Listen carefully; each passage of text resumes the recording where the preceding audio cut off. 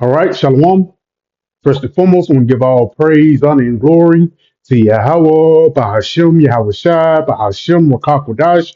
I want to give double honors to my pastor, Mills, Millstone, who teach very well, while not this truth from and sanitation out there to a hopeful elect who continue to push his word in our truth, faith, and sincerity. And also shalom to all the men, women, and children who sincerely believe upon the words of Yahweh Bahashim Yahweh Shai. And our statement is basically again and touching on the times that we are in right now. You know, it's going to be the times that we're coming in, is the times like never before. It's going to be a famine. Matter of fact, let's go ahead and start right here in the book of Jeremiah 30.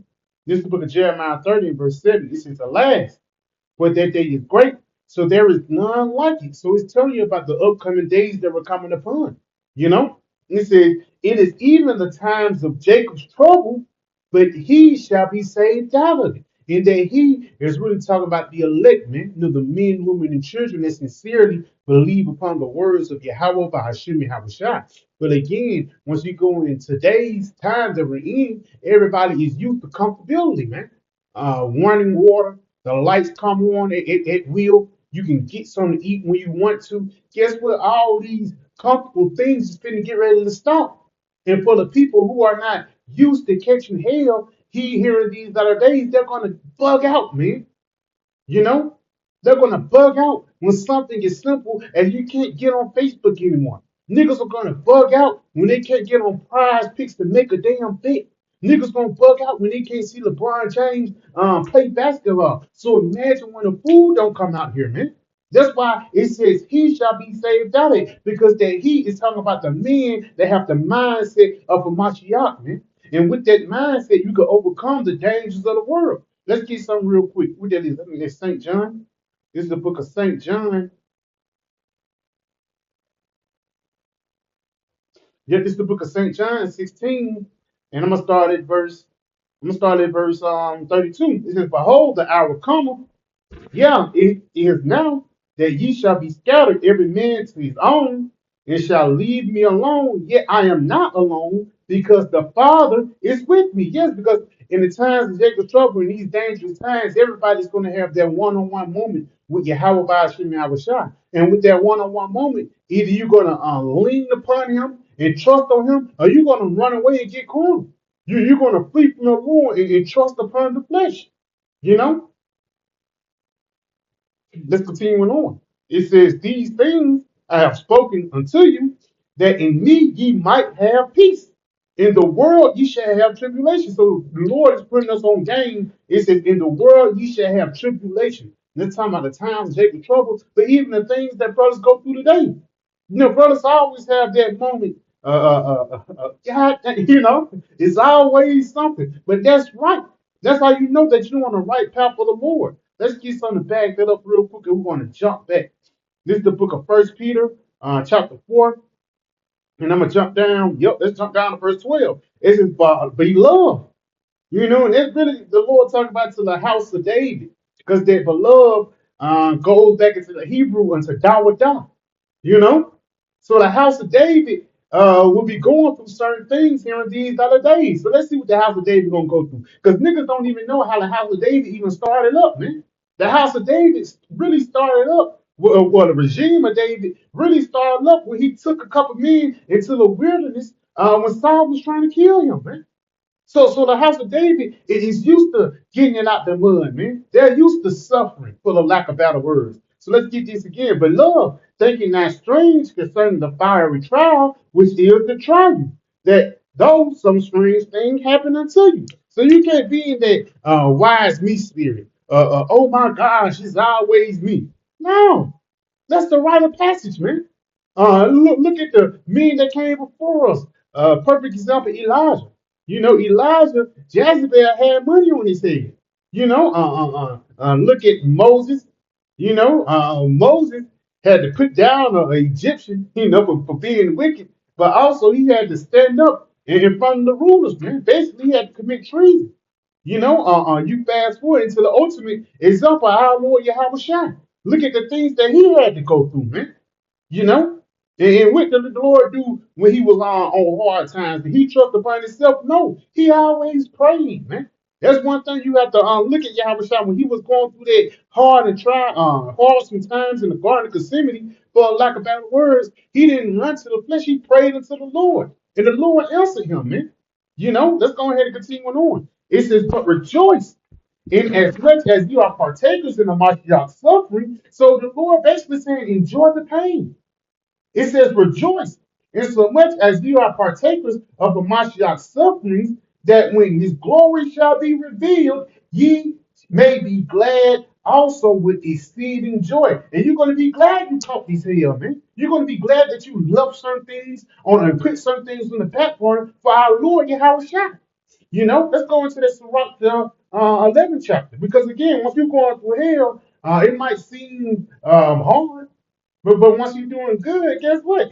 You don't worry about those bad times. So again, in the kingdom of heaven, we're not going to worry about the shit we did on this side, man. In the kingdom of heaven, we're not going to worry about the minute things that we were suffering here in Babylon the Great. Let's get this in the book of Sirach, 11, and I'm going to start at verse 25. It says, in the day of prosperity, there is a forgetfulness of affliction. Yes. When you prospering, you don't remember when you was scraping up a couple dollars so you can get a dollar sandwich from McDonald's, man. You know? Let's go ahead and read this again. In the day of prosperity, there is a forgetfulness of affliction. And in the day of affliction, there is no remembrance of prosperity. And it's beautiful because in the kingdom of heaven, we're not going to remember the things on this side, man. Even in the kingdom of heaven, we're not going to even remember, for lack of better words, the good things we went through. It's always going to be in our mind, for lack of better words. It's always going to be in our mental index. But that's not like the things we're going to ponder on in the kingdom of heaven. That's what I'm trying to say. In the kingdom of heaven, we're not going to ponder on bills. We're not going to ponder on LeBron James and Trump and his next move. Because why? Everything is going to be done. It's going to be fulfilled. And the only thing we're going to be fulfilling is life, man, and righteousness. But again, it says in the day of prosperity, there's a forgiveness of affliction. And right now, you can even equate that to Americans today. They don't even remember the Great Depression. A lot of niggas don't even remember the times of 2008, Great Fall, the market crash, man. You know, Continuing on, it says, in the day of affliction, there is no remembrance of prosperity. So in the day when all hell breaks loose, niggas ain't gonna remember the times of America, man. Niggas ain't gonna remember the 2020 bubble when LeBron James won a ring. No, man. People are gonna be worried about how to survive, man. And ultimately how to get on your Howard good side. You know? But again, just going back, let's go ahead and go back into the St. John, the 16th chapter. Just going back into us catching hell and how it's a rite of passage in the eyes of Yahweh Hashem and Yahushua. Let's get this. It says, these things, St. John 16:33, these things have I spoken unto you, that in me you might have peace. So we have a peace of mind, knowing that the hell that we catch is not forever, knowing that the things that we go through is not a perpetual situation. Now we're going to have to go through this hell, but for a moment, and ultimately the Lord is going to deliver us. Read this again. It says that in me I might have peace, a peace of mind. In the world ye shall have tribulation, but be of good cheer, be happy, enjoy the pain. I have overcome the world because you got the victory, man. It ain't nothing like when you breaking out, you punching the bag or you lifting weights, and you have that aching feeling of your muscles growing. That's the same thing with the trials that we're going through. Ain't nothing a better feeling than you overcoming yourself, man. Overcoming your obstacles that you have to go through yourself, man. A mental muscle being formed inside your brain. That's why the Lord said, be of good cheer. Because a part of overcoming the world is really overcoming yourself, man. Let's go ahead and get something real quick. This is the book of James 1, and I'm going to start at verse 2. My brethren, count it all joy when ye fall in diverse temptations. Again, enjoying the pain. It says, count it all joy when you fall in diverse temptations. So the Lord basically telling you, be happy when you catch hell, man. Thou come to serve the Lord, prepare thy soul for temptation. It says, knowing this, that the trying of your faith worketh patience. And then where patience actually goes back into suffering, but again, now you can work around things for the lack of better words, man. You're more sharper. You don't get angry as much, and also you can solve the problem. You know, whether it be you can switch up this, now you can do this better. You know what I'm saying? That's why I said, knowing this, that the trying of your faith work of patience, and patience, but let patience have a perfect work, that ye may be perfect and tired, wanting nothing. Right there, man. So ultimately, Yahweh Shema Shai, he put you through this hell so he can scope you into the perfect you. You know, and again, that hell is basically to get that dross up off you, man.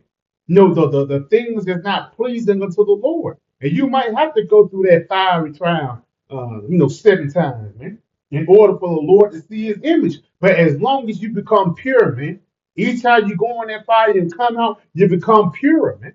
Let's go ahead and continue on. If any man lack wisdom, let him ask of the Most High, that giveth to all men liberally, and upbraideth not, but it shall be given him. Yes. And that's why, again, going back into prayer, man.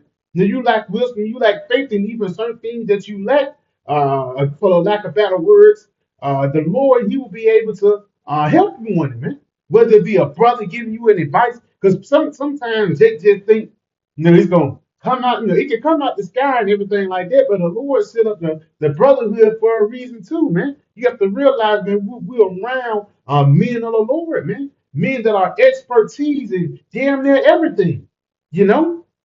But again, it says, if any man lack wisdom, ask of the Most High. So even when you're going through these different things, you're supposed to go into your Shai. It's a situation that's hard for you and you don't know what to do. Hey, the Lord said, give counsel. It's a safety in the multitude of counsel. That's a part of you asking the Most High.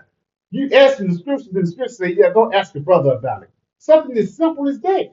But sometimes they can make the scriptures more complicated than what it can be. But at the same time, not to get off track, it's all about catching hell and enjoying why you catching hell. Let's go ahead and finish off right here with Sirach, the second chapter. First, know where it is. It says, my son, if I come to serve the Lord, prepare thy soul for temptation. Yes, so in order to be a man of the Lord, you must prove yourself, man. The trying of your faith. Once you go through these different things, either you're going to bag up off the Lord and forsake him, or you're going to cleave unto him more. Continuing on. Set thy heart aright and constantly endure. Get your mind right. That's why the Lord said, I give you peace. A part of the Lord give you a peace of mind is you getting these scriptures and knowing the end of Esau, knowing the end of Babylon, and knowing that our end will be peace. We're going to have everlasting life, man. At the end, all Israel going to be saved. So we got something to look forward to, man. Unlike Esau either. Lord willing, we trying to get up on that first growing run. You know? That's why we pushing the word to you, brothers, man. Continuing on. It says, and constantly endure and make not haste in the time of trouble. Cleave unto him and depart not away. And that's the trying of your faith. Either you're going to cleave unto the Lord or you're going to go back into the world, man. It's either or. Continuing on, it says, and depart not away, that thou mayest be increased at thy last end. Now you made it to that perfect self. Now let faith have a perfect work. Let patience have a perfect work. Because again, when brothers go through major things, that's like a character art. The Lord building up your characteristics. Your character for the lack of better words, man. And that's what tribulation brings. It brings character, man. You know, unlike these Edomites, when they catch a little hell for the lack of better words, they just really off themselves. Let's go ahead and continue on. Whatsoever is brought upon thee, take cheerfully. Yeah, whatever is brought thee, take cheerfully. Enjoy the pain, continuing on. And be patient without or change into a lower state. Yes, because once you change into a lower state, the only way you can go is up. And it might take time to come up, man. It might take time until you get to that perfect point. Because brothers, we set goals for ourselves, man. But it ain't like that goal happened overnight. Even Floyd Mayweather, Mike Tyson, Floyd Mayweather, they got that Philly shuffle. He didn't get that overnight, man. It took time. It was a process. And that's why I said, wait, be patient with our change into a lower state, man. So again, once you're going through these different things, your first thought should be, man, how the hell can I Get like no, your first thought say, hey, how can we fix this situation? And how can I not put myself in this situation never again? You know? That's why if any man lack wisdom, ask the Most High. Because if you ask the Most High for wisdom, He's going to put you in that situation for that wisdom to be used. You know, for lack of a better word, a lawyer don't read the law books just to talk at the barber shop. No, he reads the law books to use it, man. And again, same thing with us in the Bible. We don't use the Bible in order for us just to sound deep. Now we try to use these things in everyday life, man. You know? So yeah, I pray this video was edifying. We give all praise, honor, and glory to Yahweh, Bahashem Yahushua, Bahashem Pakodash. I want to give double honors to my apostle, elders, Remu.